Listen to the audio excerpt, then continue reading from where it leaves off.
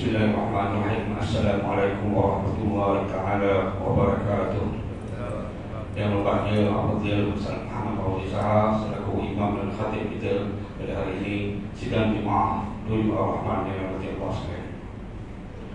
Alhamdulillah kita dapat bersama-sama untuk salat Jumaat pada hari ini. Yang pertama, sebelum saya terlupa, siapa yang ada ketinggalan kunci motor?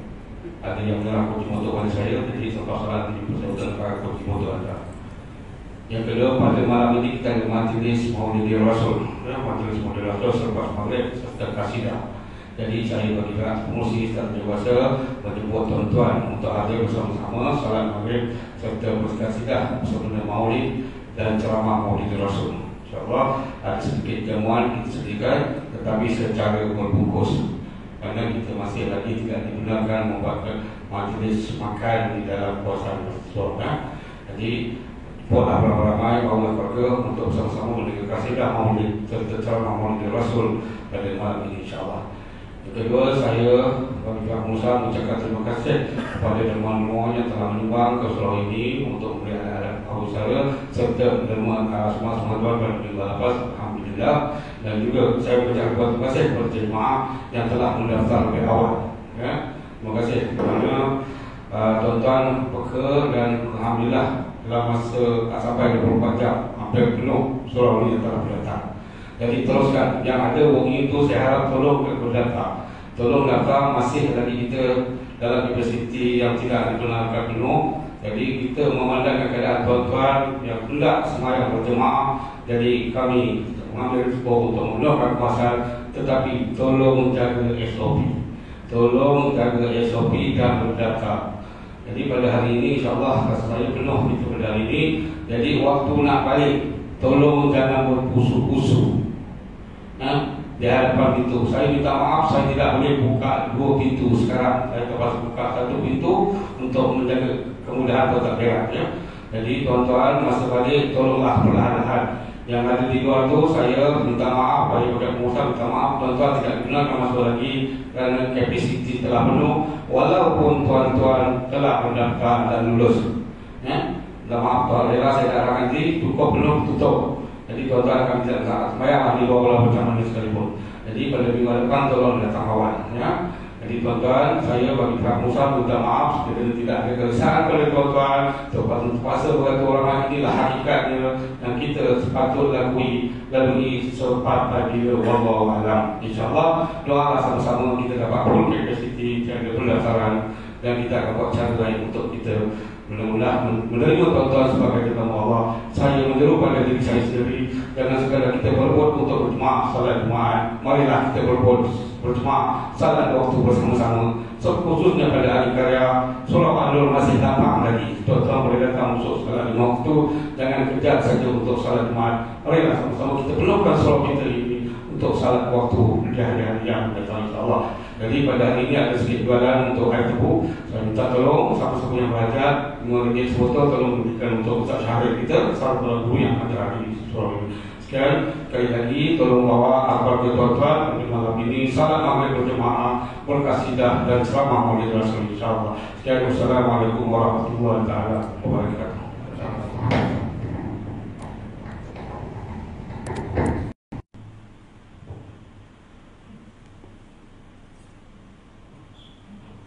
Inna Allah wa malaikatahu yusalluna 'alan nabi ya ayyuhalladzina amanu sallu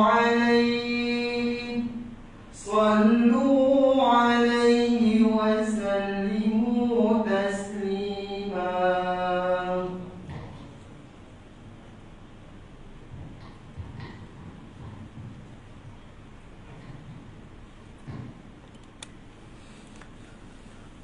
Assalamualaikum warahmatullahi wabarakatuh.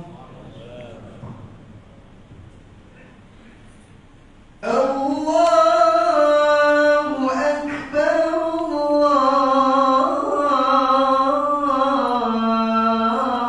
Allahu Akbar, Allah.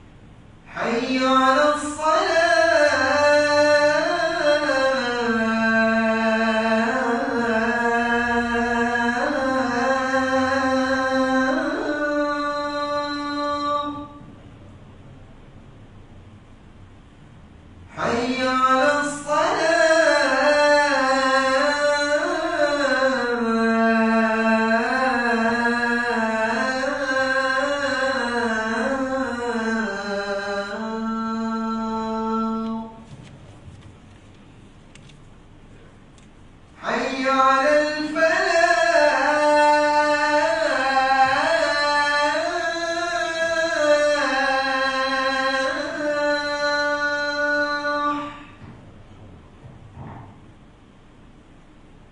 حي على الفلاح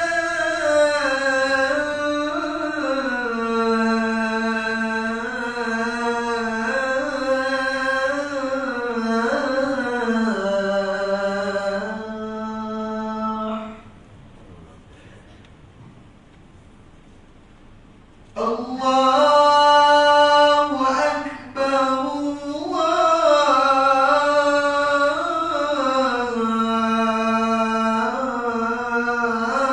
الله أكبر لا إله إلا الله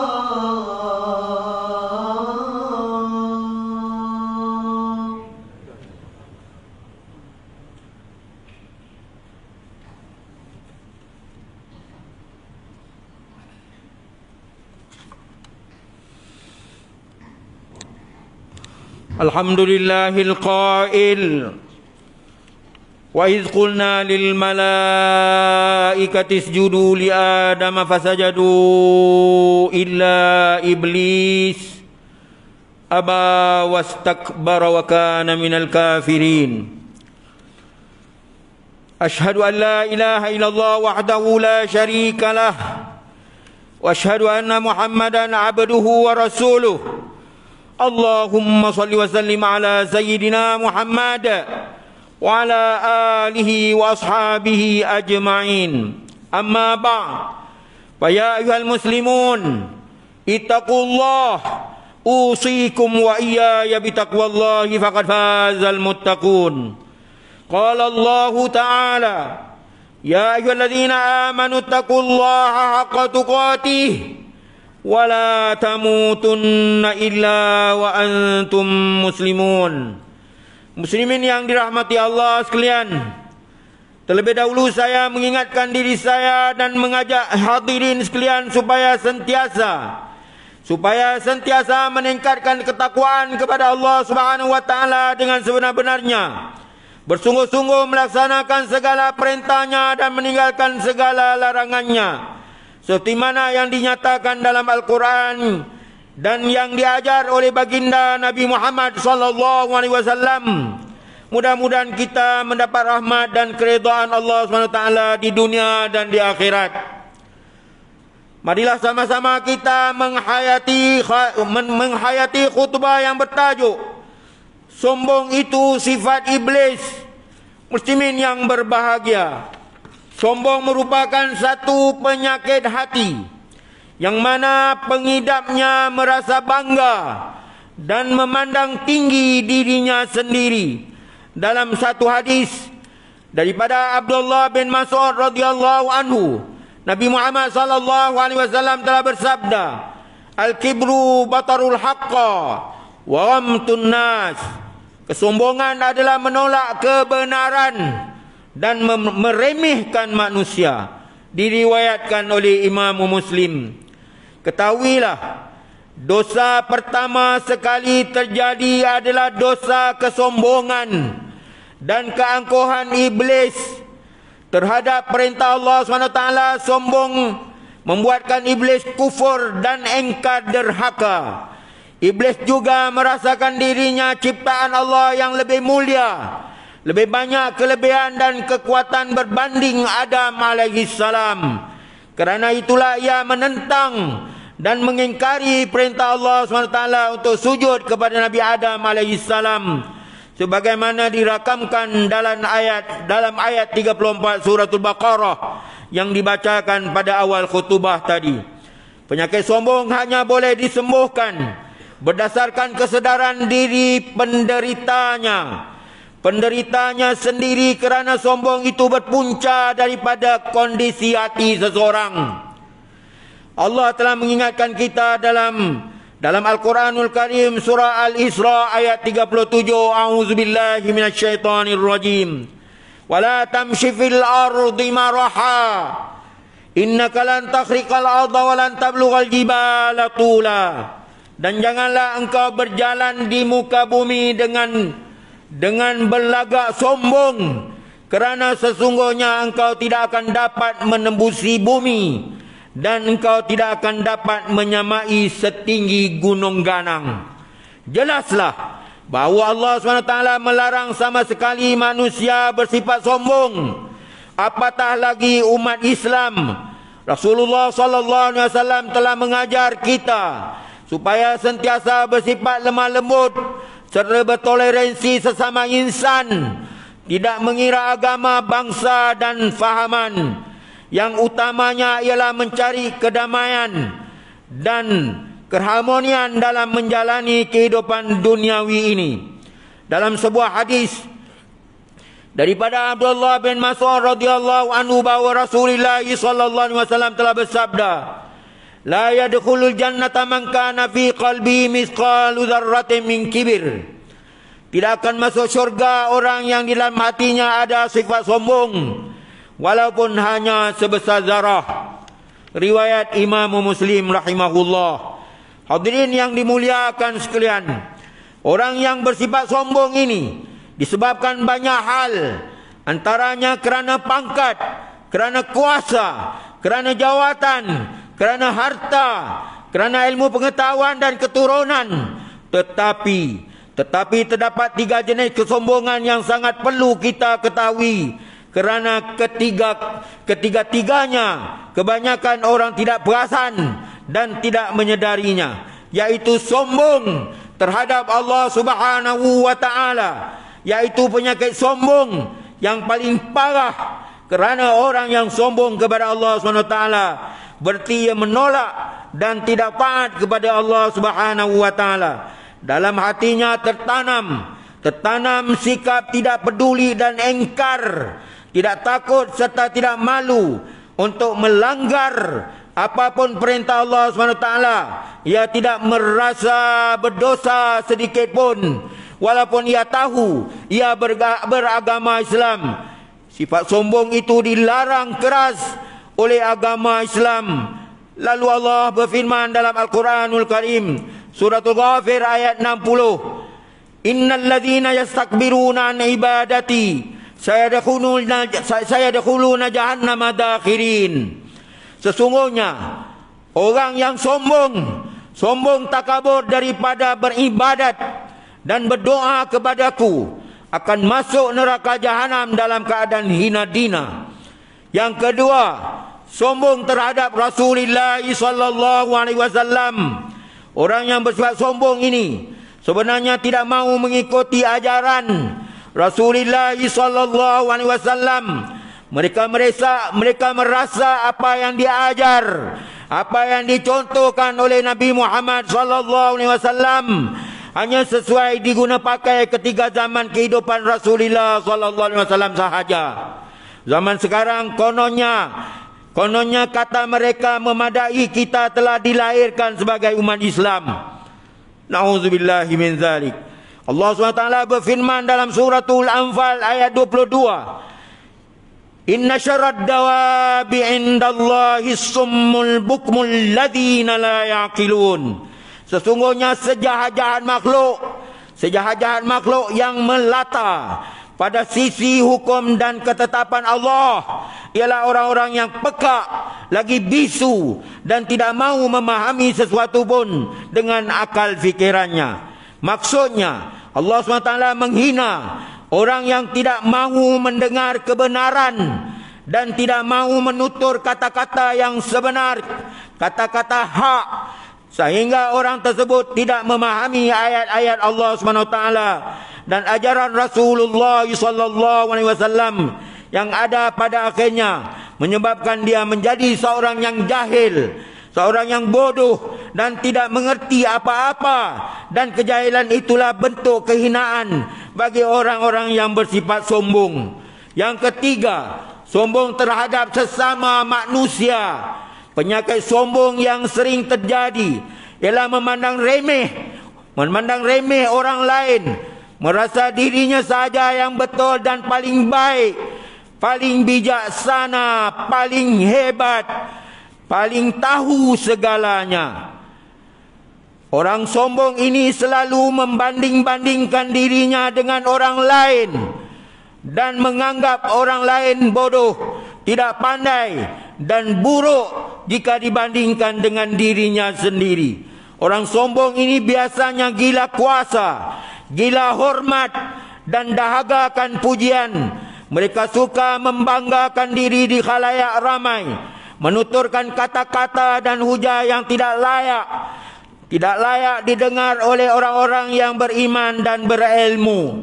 Lebih buruk lagi, orang sombong ini tidak suka menerima teguran, tidak suka menerima nasihat, tidak suka menerima saranan, apatah lagi bantahan. Mereka merasa dirinya saja yang paling benar dan tidak akan peduli pada keadaan dan pandangan orang lain. Seperti kata peribahasa Melayu, kuman di seberang lautan nampak, tetapi gajah di pelupuk mata pun tidak nampak. Maksudnya kesalahan orang lain, walaupun kecil dia nampak, tetapi kesalahan dirinya sendiri dia tidak nampak ataupun buat-buat tak nampak. Hadirin yang dikasihi Allah sekalian, sehubungan dengan itu, sebagai umat Islam, jauhilah sifat sombong ini, kerana sifat tersebut hanya layak dimiliki, hanya layak dimiliki oleh Allah Subhanahu Wa Taala, seperti mana firman-Nya dalam hadis qudsi yang diriwayatkan oleh Ali bin Abi Talib radhiyallahu anhu, bahawa Rasulullah sallallahu alaihi wasallam telah bersabda, Inna Allah Ta'ala yaqul, Innal izza izari wal kibriya'u ridai, faman naza'ani fihima azzabtuhu. Sesungguhnya Allah SWT berfirman,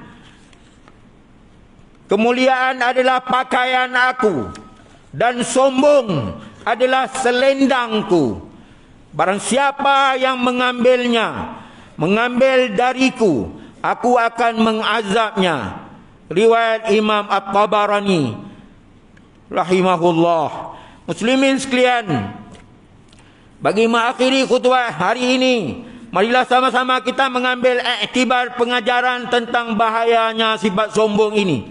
Antaranya ialah, yang pertama, sifat sombong menghancurkan amal soleh. Orang sombong tidak pernah bersifat ikhlas, yang menjadi teras kepada perbuatan dan amal ibadat. Segala perbuatan dan amalnya hanya sia-sia sahaja. Hadis dari Anas bin Malik radhiyallahu anhu, bahawa Rasulullah sallallahu alaihi wasallam telah bersabda yang bermaksud, ada 3 perkara yang membinasakan, yaitu sifat rakus dan bakhil, mengikut hawa nafsu, serta membanggakan diri, yakni sombong. Riwayat At-Tabrani. Yang kedua, sifat sombong merupakan syirik yang tersembunyi. Syirik merupakan dosa yang tidak diampunkan oleh Allah SWT. Kerana orang yang syirik tidak mengaku keesaan Allah SWT. Jika dikatakan sifat sombong merupakan penyakit syirik yang tersembunyi, sudah pasti balasan yang diterima lebih berat lagi. Sesungguhnya orang yang sombong seringkali menyalahkan takdir atas kejelekan atau ketidakkeberuntungan yang mereka dapati. Tetapi bila mereka mendapat kurniaan, mereka tidak akan bersyukur kepada Allah SWT. Dan di akhirat nanti, ia akan ditemani oleh iblis yang sama-sama menuju ke neraka jahanam. Na'udzubillahi min zalik. Yang ketiga, sifat sombong hanya menurut hawa nafsu. Orang sombong akan bertindak sesuai dengan apa yang dikehendakinya, tanpa memikirkan atau mempedulikan sekitarnya. Mereka sering bertindak tanpa berfikir panjang dan hanya mengikut hawa nafsu semata-mata. Mereka akan melakukan apa sahaja yang penting. Apa sahaja yang penting mereka puas dan bangga. Dalam keadaan seperti itu, mereka akan cenderung berbuat sarakah dan mudah dihasut oleh syaitan dan iblis, sehingga mereka lakukan tidak lain melainkan maksiat semata-mata. A'udzubillahi minasyaitonirrajim. Sa'asrifu an ayati alladzina yatakabbaruna fil ardi bighairil haqq wa in yaraw kulla ayatin la yu'minu biha wa in yaraw sabilar rusdi la yattakhidhuhu sabila wa in yaraw sabilal ghayy yattakhidhuhu sabila dzalika bi annahum kadzdzabu bi ayatina wa kanu anha ghafilin. Aku akan memalingkan hati orang yang sombong takabur di muka bumi dengan tiada alasan yang benar dari memahami ayat-ayatku yang menunjukkan kekuasaanku. Dan mereka yang bersifat demikian, jika mereka melihat sebarang keterangan bukti, mereka tidak beriman kepadanya. Dan jika mereka melihat jalan yang membawa kepada hidayat petunjuk, mereka tidak mengambilnya sebagai jalan yang dilalui.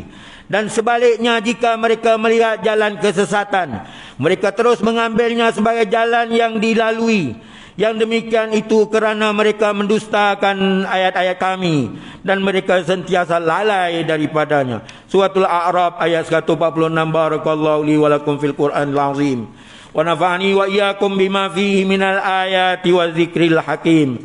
Wa taqabbala minni wa minkum tilawatah innahu was-sami'ul alim. Aqulu qawli hadza wa astaghfirullahal azim li wa lakum wa lisairil muslimina wal muslimat fastaghfiruhu innahu wal ghafurur rahim. Allahumma inna nas'aluka bi hurmati hadza yawmil mubarak an takshifa 'anna kurbatana wa an taghfira lana dhunubana wa an tarzuqna min haitsu la nahtasib bi rahmatika ya arhamar rahimin walhamdulillahi rabbil alamin.